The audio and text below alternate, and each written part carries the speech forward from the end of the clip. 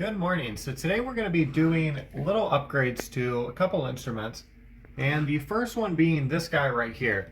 So this guy I did a while ago, and you haven't seen him in any videos or anything because there's something going on with the Pro Sound on it. So we're going to pull it apart today and see if we can figure out exactly what that's going on, and we're going to do some other upgrades to them that are going to be a little unique. So this guy's really cool. It's just a little vacuum cleaner, the Cool Crew vacuum. Funny enough, he was part of one of the most popular videos that I did. It wasn't him, per se, it was this type of instrument. So it was another Cool Crew. But we have the Pro Sound on this. We have LEDs ran through here.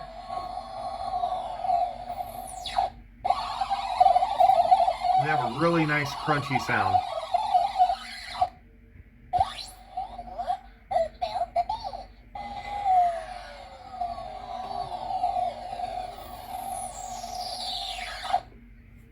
So I'm looking to make more videos on these guys and just have them in more, but they obviously need to be working. So as of right now, the Pro Sound, what it's doing is when I plug it up, it is not as loud as your typical Pro Sounds should be. So when I plug it up with other instruments to try to do duets and everything, all the other instruments overpower this one, and you can't even hear this in the background. So we can't have that. So we're going to try to repair that today. And the first thing we're going to be doing is taking out the screws. Now this is going to be a bit different than our typical videos because the Cool Crew vacuums actually come with a unique screw. And what this screw is called a triangle head screwdriver. So you can kind of see what these guys look like right there. So it is a bit different, and then the end of the screwdriver is just literally a triangle. So you can get these at Walmart's. They're not too hard to find, or you can get them on Amazon for really cheap, eBay for really cheap, just wherever you can, typically find screwdrivers and stuff. They usually sell them. But we're going to go ahead and take out all the screws right here, and the rest of them I believe are Phillips head.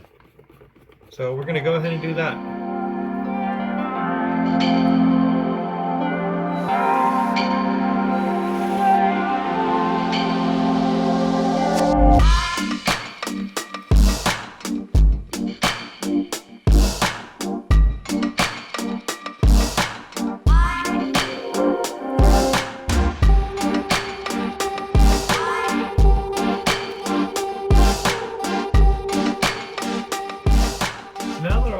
Screws are out up here. We're not even going to mess with this right here. What we're just going to do is we're going to go down here.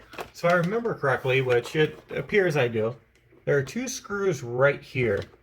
Now even if you were able to take those screws out by kind of wedging the screwdriver in there, which is doable, it's not going to matter too much because the wheels are right here. So this is the wheel bracket that's actually holding this together.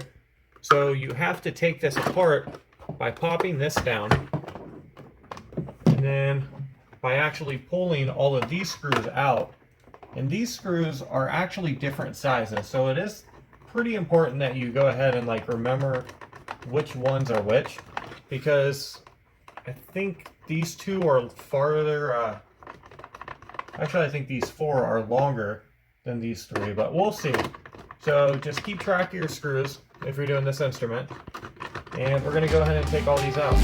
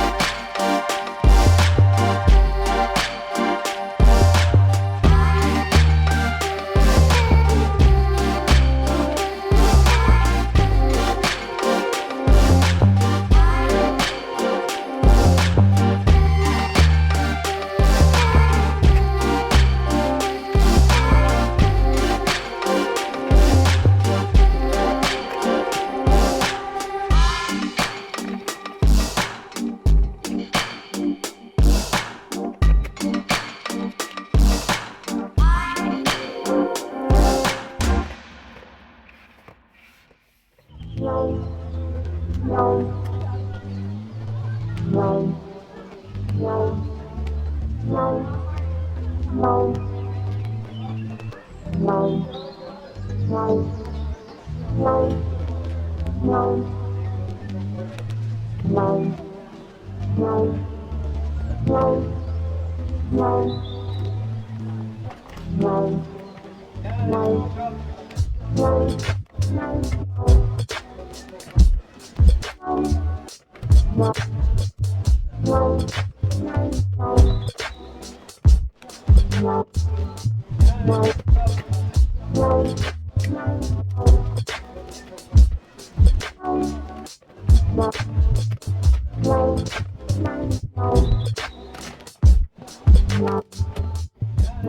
now that we have this open, the first thing I'm going to do is go ahead and check on the speaker and just make sure that we actually have the speaker hooked up to the Pro Sound.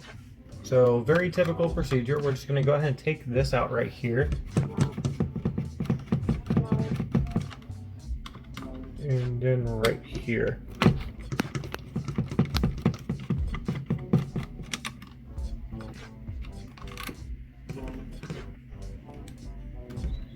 So now, just as if you were Pro Sounding it, we're going to go ahead and follow the speaker wires out just to make sure that this is in the correct place. So it looks like these white wires right here. And then our Pro Sound is this orange and yellow wire. So it does look like it is in the correct place, which is fine because I think I already know what the problem is right here. So I did this years and years ago, and for some reason, which it really never occurred to me, but here recently we just started plugging everything up into a laptop and running the sound like that, whereas it used to be on an amplifier through a mixer board, so I was able to actually control the volumes individually. But I used to put these resistors right here.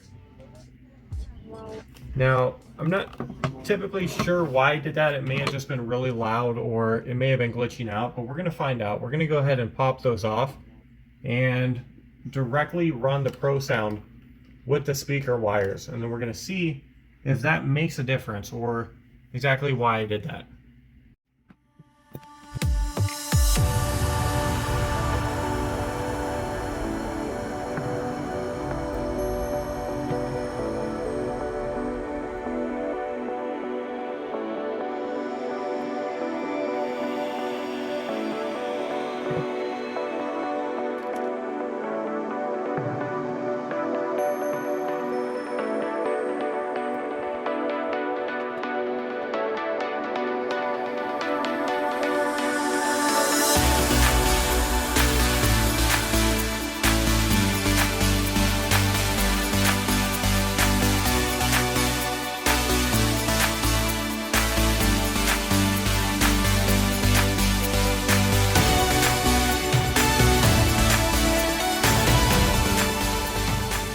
The Pro Sound's hooked up the way we want it to be. So we're going to go ahead and hit this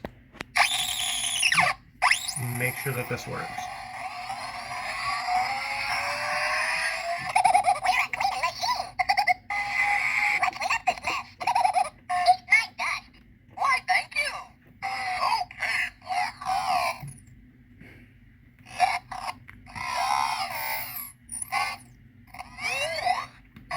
So that sounds really good, and we're able to flip right in and out of it, so I think we are actually good on this one. So the next thing I'm going to do is go ahead and plug it up next to the other instruments real quick, and we're just going to make sure that it does play at a normal sound.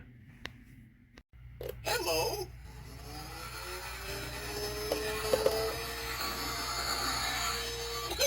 Did a tornado come through here?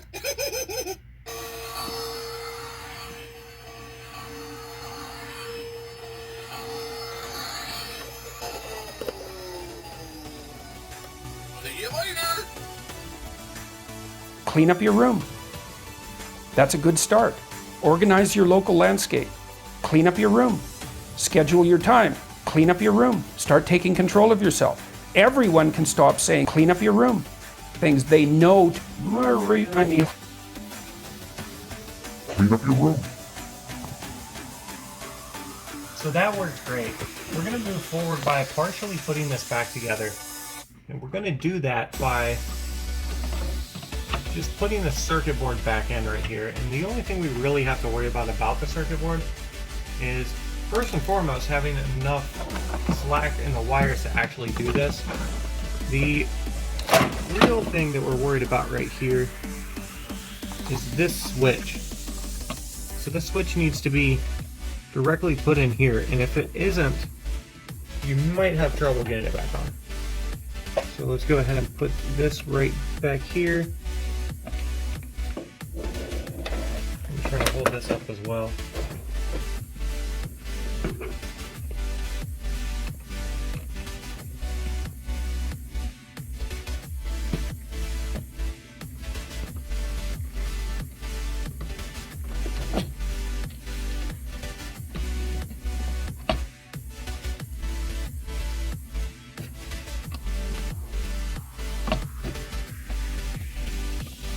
There we go, now the circuit board's going to be back in. Now the next modification I'm going to be doing is something that you've never seen me actually do before on video, but you have seen instruments as a result of this. And actually I do believe I did do it. So if you remember the gun in the, I think it was a Star Wars card, we actually did this modification in a similar way. We took two instruments and we actually put them together. Well, essentially what we're doing here is we're taking the same instruments and we're going to be putting them together, but the instruments themselves are going to stay separate. So essentially what we're going to do is we're going to be putting a battery pack connector in between these by using a 1/4 mono cord. Now I don't know how well this is going to work. We may end up swapping them out for RCAs just to be a little bit safer, but for the time being we're just going to go with the 1/4 and then see how that works. So we're going to be latching directly into the battery pack, and to do that we're going to open this back up. So I put this on just for stability while I have this instrument open, and we can literally go ahead and put that right back together. But I'm going to go ahead and wait a minute just to make sure I do have enough space to actually put the other jack in here, which I don't think is going to be an issue. But we're just going to look inside here and just make sure we do have enough space. So yeah, we do. We definitely have enough space. So I'm going to go ahead and put this back together right here. And then we're going to be soldering directly onto the battery pack right here and right here.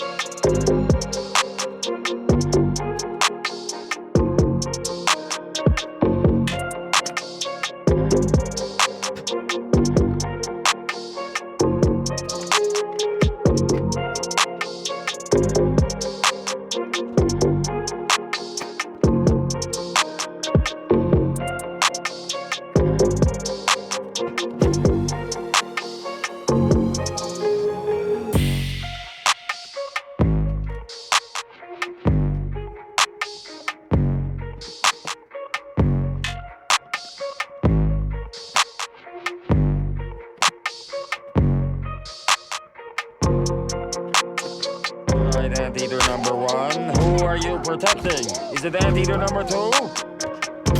Don't stick your tongue out at me. I need a name. What?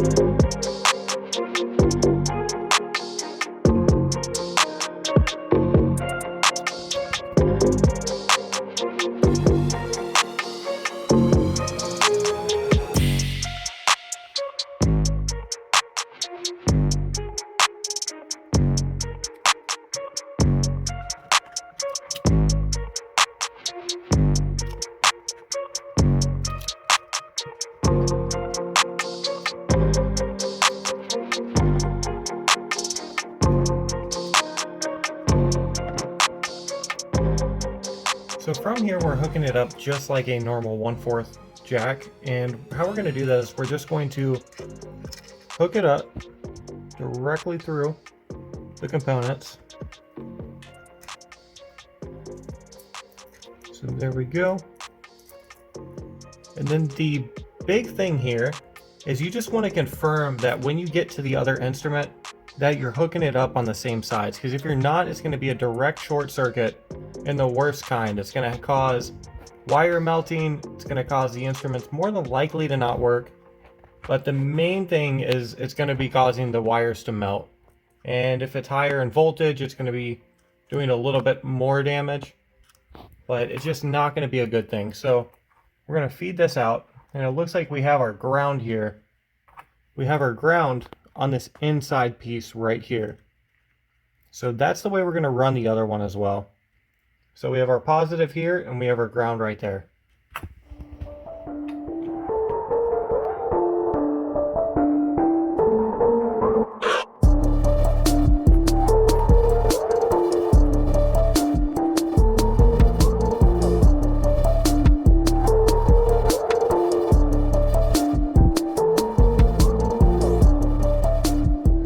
So after soldering this in, just feel around, make sure that it's not in any way producing heat, and then don't get confused on the solder heat compared to this actually producing its own heat.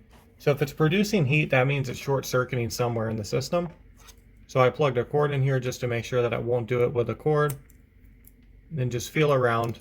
Everything feels fine. Next thing you want to do is just make sure the instrument works.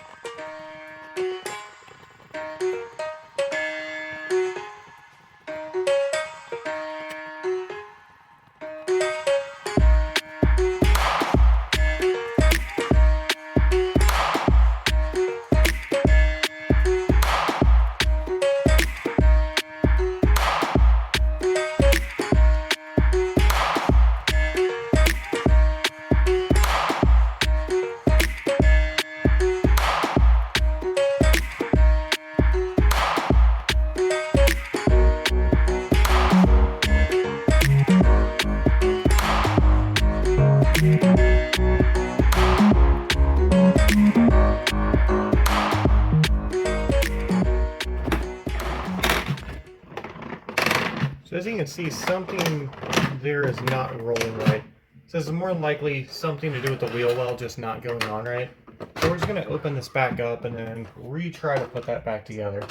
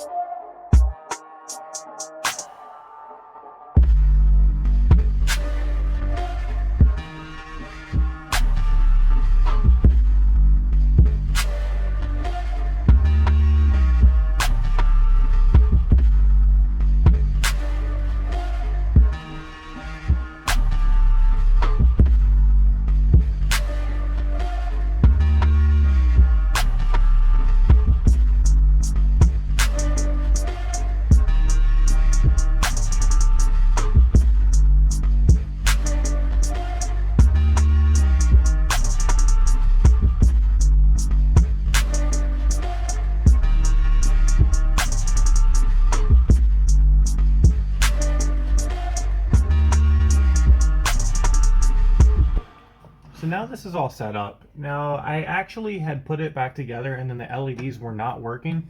So I had to repair those off screen. But this is good to go now.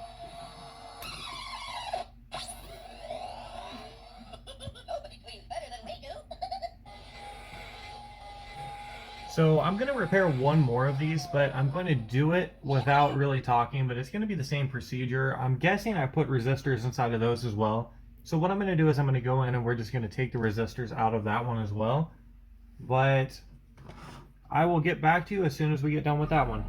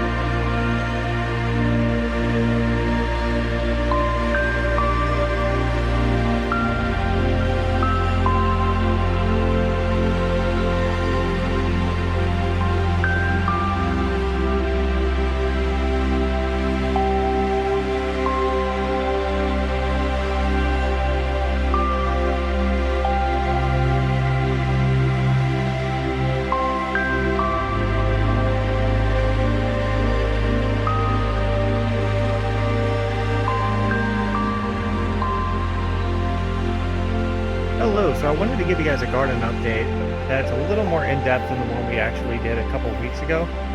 And I'll be kind of getting into more plants that we're growing here, and you'll be able to see it. So you can see the tomato plants are absolutely overgrown here.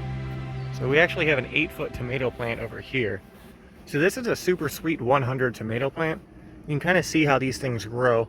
And then towards the bottom, they're ripe, and we've got quite a few of them. But this one seems like it's geared more towards growing more than anything.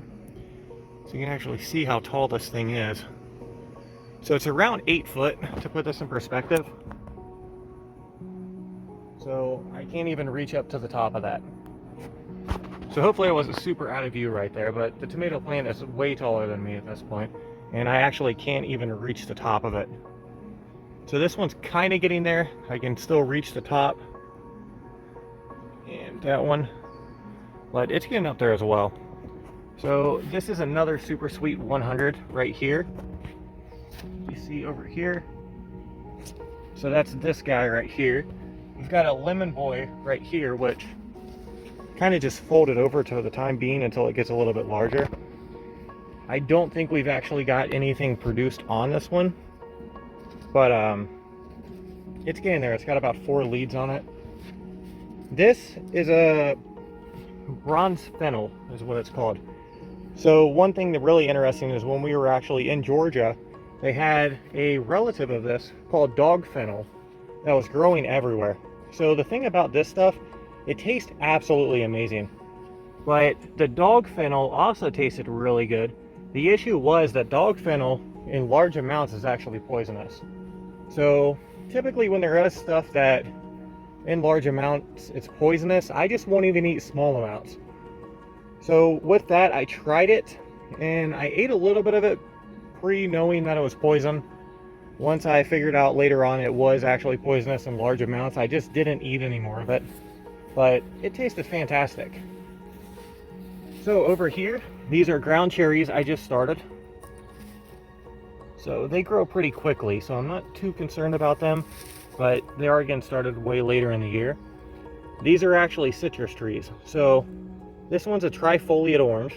This one's also a flying dragon trifoliate orange. I don't know what these are. I actually use these citrus trees for grafting.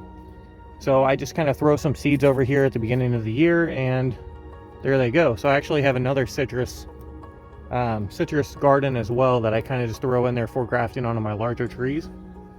But that's these guys. And then this is a Carolina Reaper row. So this guy right here, here, here, and here are all Carolina Reapers. And you can see we've actually got pepper on this back one right here. These guys aren't behind in the season, they're just not producing yet like a lot of the other ones are. And then back here, it's going to be really hard to see these guys. But we actually have orange bell peppers that are lining the back of this garden. And they kind of got taken over by the tomato plants right here. But they are still there. So you can see this guy is pretty large as well. He's more of like a bushy type. But this is a golden nugget, or I'm sorry, golden nugget tomato. So it's a rather large tomato plant. And we only got about like 4 leads on this guy. Maybe a little more, maybe an offshoot at about 5. But it's a big producer. As you can see, it's got a ton of tomatoes on it. And we've actually got a lot from this garden this year. So we've probably harvested maybe 5 or 6 times already. Probably in a good amount like this. Then we've got chocolate cherries right here. These are chocolate cherry tomato plants, which this tomato plant isn't super large either. You can see I can actually run it up through here into this one. Which this monster tomato plant right here is actually called a banana legs. So you'll see it looks a lot like the, what do they call it? Golden nuggets. So it's a lot like a golden nugget, but it's actually called a banana leg tomato. So these get quite a bit larger. I typically like them when they're pretty young like this, because when they're young like this, they have a little more of a sour taste to them. So I've been harvesting them. I let a couple of them grow out. I wasn't really a fan. So I've been harvesting them when they're small as soon as they change color like that. But that's a banana lace tomato. And then you see these little things that we kind of have growing everywhere around here. These are just pepper plants that I had kind of sitting around, so I threw them in here, and I'm gonna see which ones grow fastest, and I'll probably end up keeping the ones that grow fastest throughout the year. I'll probably bring them in during winter time. So this is another one right here. This is some type of pepper plant. I'm actually not sure what type of pepper plant this is, but it looks like we do have a pepper on this guy. Yeah, so I'd be interested in knowing what he is. He was just another one that was thrown out here, and possibly a little bit larger. But this is a candy cane pepper right here. So these are like bell peppers. I actually have a lot of different ones of these, but they grow variegated. Variegated meaning they have white and green on them. So they almost have like white stripes, and you'll see more variegated stuff throughout the garden. Then over here we have a super fantastic tomato plant. So super fantastics are rather large tomatoes. Let's see if I have any ripe in here. Doesn't look like it, but you can see back here they are rather large tomatoes. They are pretty super fantastic. Now they taste probably, I mean, I don't want to say they taste like your average store tomatoes, because everything you grow in your garden is going to taste way better, but they kind of have that taste to them. It's not like the crappy taste that typical store-bought stuff has, but it's that type of tomato, if that makes sense. So right here, this is another Super Sweet 100. You can see we've got a lot of ripe tomatoes on here. It's all through there.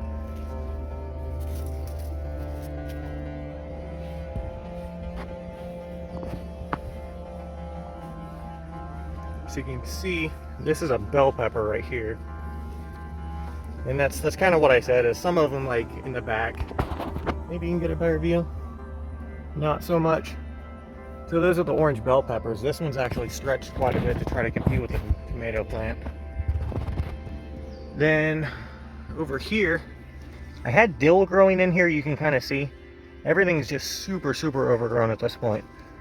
But this was dill, and you can see it's pretty much flowering everywhere and stuff. And I'm just gonna let it seed. I don't really mind too much. Here's the mint. So a bunch of different types of mint. This is pineapple mint, apple mint. We have so much in here. Sweet mint, just all kinds. It smells absolutely amazing. Kind of a mint fanatic. So I'm waiting to see if those flower this year. And those come up with me all year. That's a year-round basket. As well as that up there, which is also mint. And it's a lot of different varieties. So all of these guys are different varieties. The only replica I have is I have sweet mint and peppermint down here. And I also have some spearmint, I think, down here. Oh yeah, and there's some pineapple mint that's growing here as well. So in here there's some replicas. In the two baskets, nothing is replicated. So the two baskets are what I keep all year. You can see there's more pepper plants up there. Kind of some rare varieties. I have Jay's Peach Scorpion up there. We have some White Ghost 7-pot crossed with White Ghost. So that's going to be interesting. Here's more Jay's Peach. Here's a couple more little tomato plants right here, and you can still see the pepper plants. So all of these guys right here are ghost peppers. Then we have lemon balm back here. It's actually in the mint family. It smells amazing. So then more tomatoes. We have a big tomato plant right here. I don't want to say big, but bigger compared to most things. And then this is mint. So this is mint that's actually flowering. So it's looking really good. This is sweet mint. Yep, it is sweet mint. So I'm kind of waiting until something else flowers, and I'll probably be crossing it with that. So these guys will probably be flowering here soon as well. And then you can see a bunch of parsley here. So all of this stuff right here that's flowering, that's parsley. So we kind of have like a mint hedge and then parsley surrounding that, which the mint has really taken over this area. And then all of these flowers and stuff out here are just parsley, just kind of sticking out where the mint hasn't taken over. This is more tomato cages that I actually made, I guess, a natural way. Just kind of got bored one day and then went and found some sticks and tied a tomato cage together. Then this is a tower of just a bunch of different stuff. So these are sun sugar tomatoes right here. So they stay really small like this, but absolutely delicious. Kind of have a little bit of a sour taste to them. We have strawberries in here. Strawberries down there, which are the main thing here. And then how this is set up is we have a PVC pipe here. Then we have a smaller PVC pipe in there, and all of this is packed with soil. So you just drop all your water, fertilizer, whatever you need down there. Works pretty well. Then over here we have more pepper plants, which I don't have many of these actually labeled. So this is kind of like a mystery thing. So this is a Carolina Reaper right here. Looks like we got a Carolina Reaper there. So looks like I have a bunch of Reapers just all in this shelf. See what this one is? Okay, so that one's actually an interesting one. So this is Satan Scorpion Red. First year I've grown it, I actually bought it off eBay. So really excited about that because it's supposed to be insanely hot. And I think this other one back here is another one that I bought. Okay, so this is Yellow Devil's Tongue, which we actually had last year. It didn't do super well because I grew it with a bunch of other ones just all together. I think we maybe got like 2 or 3 peppers out of it. This year I actually plan on crossing stuff with the Yellow Devil's Tongue. What you can see right here is a habanero red. So this is actually flowered and it's doing really well. It's got a bunch of pods on it. Back here, this is a habanero plant. You may recognize it from last year. This was cut down so you can see the reset mark here. So last year it got insanely big and then I had to cut it down to reset it so it didn't die out. And this year it's back with us again. So I plan on keeping it this year again. So it's gonna have another one of those. But this thing is 2 years old at this point. So you can kind of see it's big. It's has a bunch of pods on it. Just absolutely beautiful plant. And I say beautiful in kind of a funny sense because it's probably one of the ugliest plants I own, but produces really, really well and I like it. So you can see I just watered a bunch of these guys. This is a daisy cutter flat right here. So daisy cutter flats I think are a Scotch bonnet kind of cousin. They're crossed with something else, but they're a lot like Scotch bonnets. They taste like Scotch bonnets. They look like Scotch bonnets. So probably somewhere in the Scotch bonnet family, probably crossed directly from it. Most of these on this shelf are bubblegums. So if you've never seen bubblegum peppers, they're quite interesting. They actually have the stem is almost faded with the color of the pepper. So they're very, very beautiful peppers. So if you have time, definitely look those up because they are really pretty to see. So there's more mint. You can kind of see, I have them labeled back there.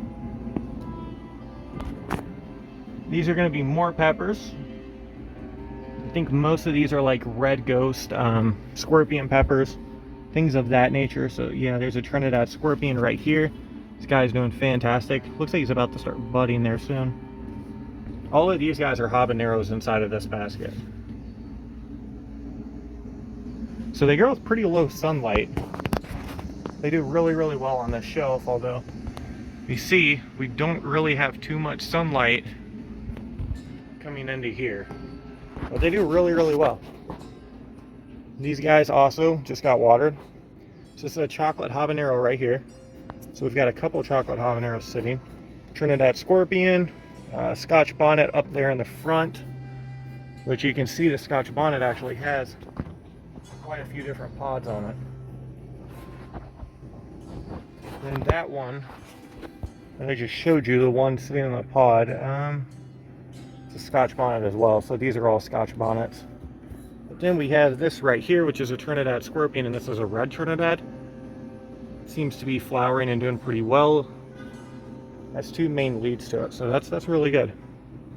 And this guy back here, so they look super sad right now, but I just watered them, so they'll be fine. This is a Jay's Ghost Peach Scorpion. So this guy is actually crossed with a lot of stuff, and I'm excited to try it.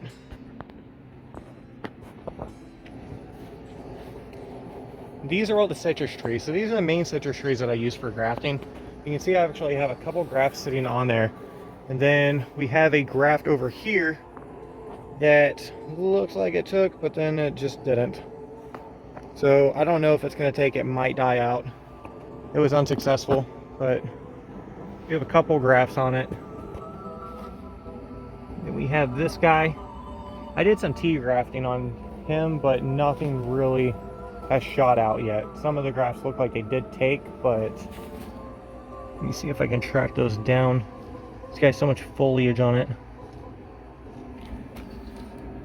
I don't know, but he has a couple T grafts on him, but nothing's actually like shot out as of yet. So this is a variegated tree. So I talked about earlier how you have the white and then the green on it. So that's this. So it's variegated, so some of the limbs are whiter than green and very, very pretty. This is a Calamondin orange. So interesting fact about these are, I would say, more sour than lemons. So I absolutely love them. They are insanely sour. This is a variegated Calamondin.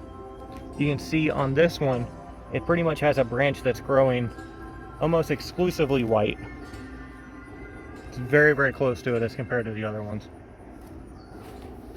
This is a Flying Dragon Trifoliate Orange. It's a small guy, but I'm starting him. These are little maple trees and stuff that we just kind of stick in there when we find them in the garden, and we go plant them out in parks.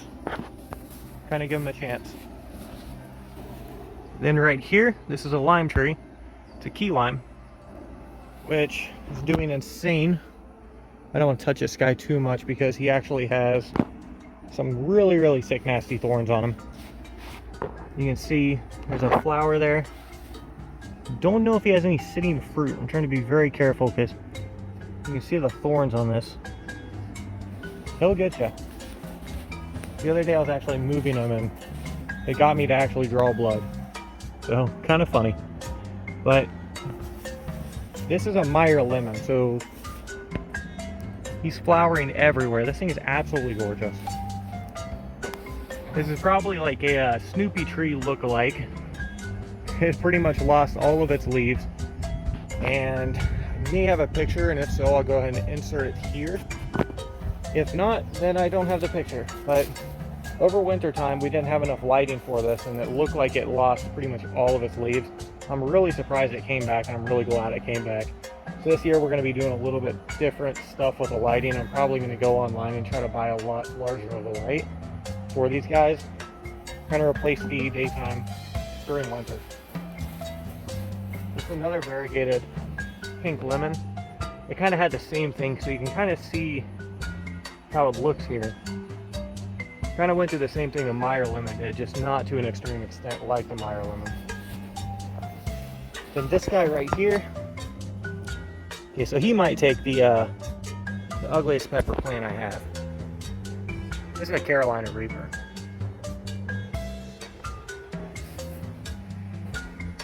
So he gets his own bucket. That was originally designated to a Reaper Long Pelvic Orange, but ended up dying out, and I ended up just planting him in there at the beginning of the year. So here's more tomato cages.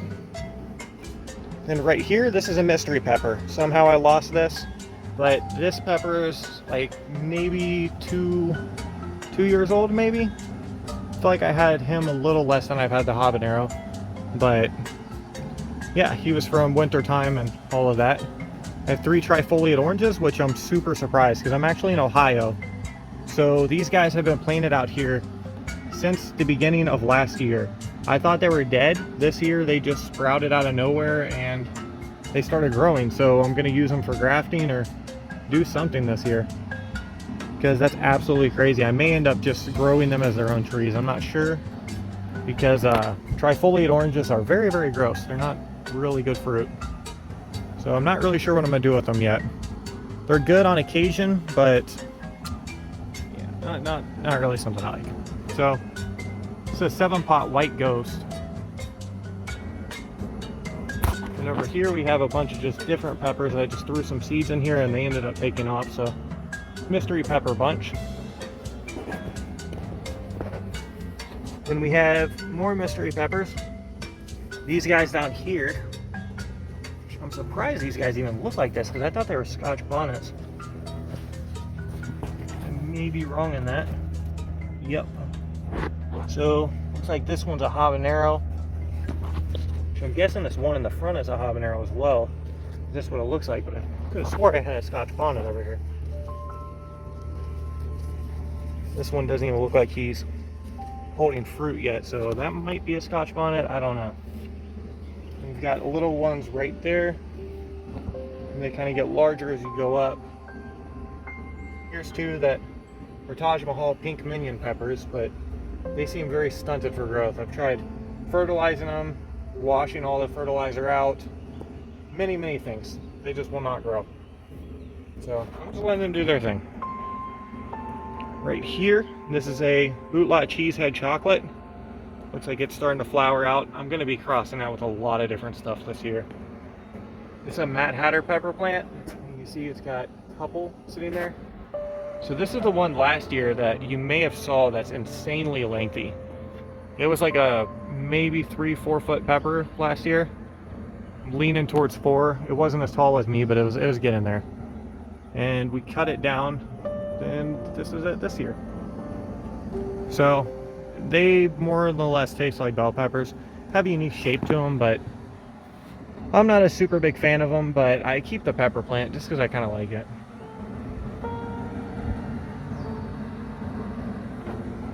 So this guy right here is proof you shouldn't write labels on stuff that washes away. Couldn't find my actual label maker, so I wrote it on that, and that's the result. I don't know what he is anymore. But most of these peppers are getting crossed this year anyway, so they're kind of going to be custom creations anyway, so not super worried about it. So this is a bunch of pepper plants that are thrown over here, and then we've got a couple ground cherries back there. But most all of these guys are habaneros, just because it's kind of what's accessible around here. So when I grab habaneros and stuff, I pull the seeds out and I just throw them in here. So we'll see if anything comes of them. If not, we can try to use them for grafting onto other pepper plants just for fun. I'm gonna go ahead and pull this tiger lily out. Somebody planted them here a long time ago, and they've just been a nightmare to get rid of. So mostly over here, I think most of these are okay. So actually, I was wrong on that. So this is a pineapple tomato plant, and I don't know. I feel like most of these are sun sugars. I'm not seeing any other labels, so I guess we'll kind of see when they come out. So if you're wondering what this thing just kind of chilling right here is, these are potato plants. So the potatoes are quite interesting. So I threw some potatoes down here and they sprouted out. So if you actually dig down here, it's gonna be somewhere around here.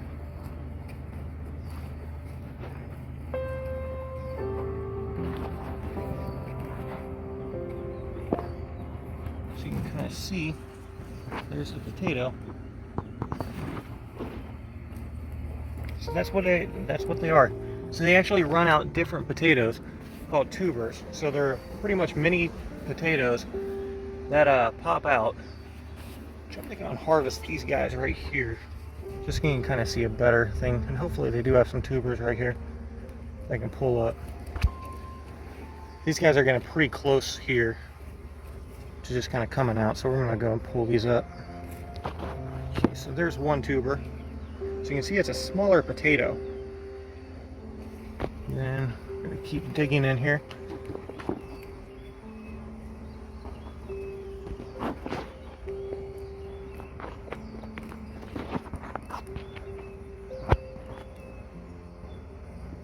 It looks like I missed one. Just a larger potato. I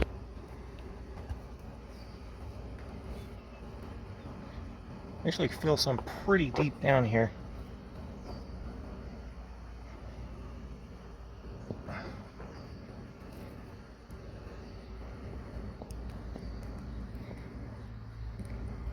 So there we go, there's another one. And they'll have quite a few of these. So what these are is, they'll run these mini potatoes. Just think of them as mini potatoes, and what they're called is they're called tubers. And what they're used for the plant is if the plant gets its main root system severed off, it'll actually run all of its nutrients to the tubers, which are essentially just like other roots. Oh, looks like we had a mini one right here starting. So it's probably the smallest potato you'll ever see.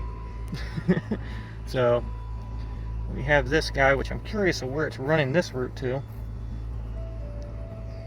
Okay, so there's an onion. My bad. So yeah, we have onions in here as well. So these are green onions, white onions, sweet onions, all just kind of running through here. We actually have one that flowered right there if you see it. So that is an onion flower. I'm gonna keep digging here for a second.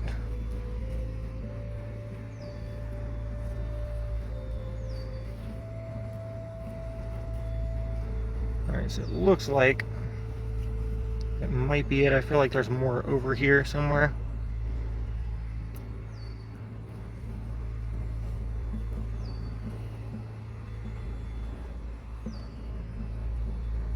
Maybe not. I'm gonna go ahead and stick these guys back in the ground and let them kind of redo their thing. And they'll re-root out and have new potatoes coming out. But super easy to grow. You actually just toss an actual full-grown potato in here and that stuff happens. So most all of these are tubers. So I gotta pull out another onion. So everything I just pulled out of there are tubers, so they're all new stuff. That onion doesn't even look good, but I'll keep it. We'll cut it up and see. Alright, so there you go. Just throw all that. So we do have quite a few different potatoes back through here. And then more pepper plants. You can see some mint popping up right here because mint likes to get everywhere. So that's where we're at with that. And then I'll say that I haven't maintained the garden in like 3 days, and this is kind of what happens. I mean, I haven't dug the mint up in probably about a week and a half. I was gonna say dig it up. I haven't trimmed it back in about a week and a half. The parsley, I actually have it grow like this, so if you see down here, it's kind of hedge. And we're not responsible for mowing our own grass, so if you've noticed the grass is insanely high, that's because a mowing company that does our apartments absolutely sucks. So don't hold that against me. Right here, could have swore I had a label on these. I could probably sum up my garden just by saying mystery peppers for everything. I mean, we do not do labeling that much, but this is a gorgeous pepper plant right here. I don't know when this thing got topped and when it started shooting out like that, but at some point it did, and birds were probably responsible for it. This is an Empire tomato plant that was growing here. We fed it up through here. And then what this is, let me try to kind of stick that deeper in the ground there because it looks like it's kind of coming up. Well, I'm going to need 2 hands for that one. This is a Brad's Atomic tomato plant. So if you see these things, they are pretty freaking cool. First year of growing them, but they are fantastic to eat. I'm going to go and pull one off so you can kind of see it a bit better. Just a Brad's Atomic. Looks like down here it kind of went bad. I don't know exactly what happened there. I'll still probably cut the top and eat it. But they are phenomenal. First year of growing them, and they are just taste amazing. So yeah, and then there's another pepper plant in there, which that is a Naga Brain. It's a Naga Brain strain is what it's called. You see it's got quite a few different little sitting peppers right there. I'm excited about that one as well because I've actually never tried one of those. So it's doing fantastic. Up here, we have more mint. And then this is the same deal as the other one. You just have a bunch of different mint mixes in here. It's not doing as well, so I made the mistake of planting it inside of this thing, which is going to be swapped out towards winter time. but mint does not do super well with that because this stuff is really fast draining. As soon as you pour stuff in, it comes right out. The mint absolutely hates it. It's a chocolate habanero over here. Then up here, I just have a bunch of different little peppers that are planted that are fairly recent. I actually just transplanted them maybe 2 days ago.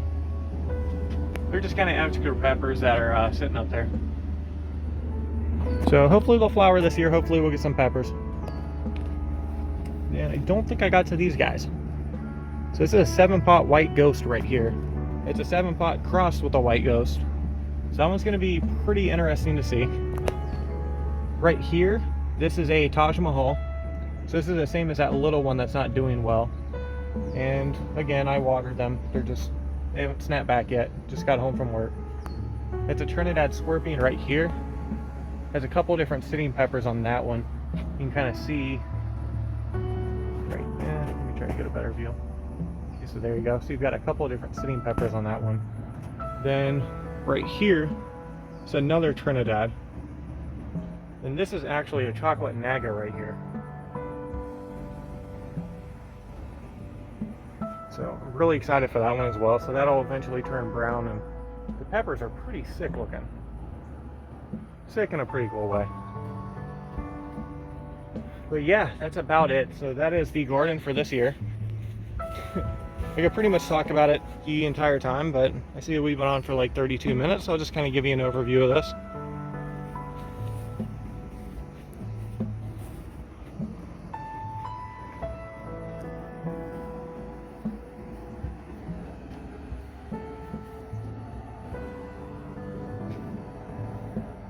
Oh yeah, I didn't talk about this.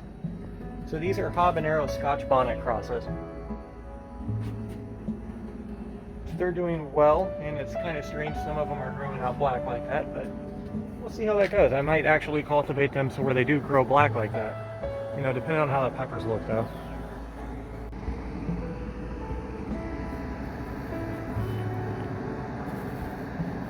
And other than that, that is it. So hope you guys really enjoyed this video, and be sure to like it. Be sure to subscribe if you're not subscribed. And have an awesome day, everyone.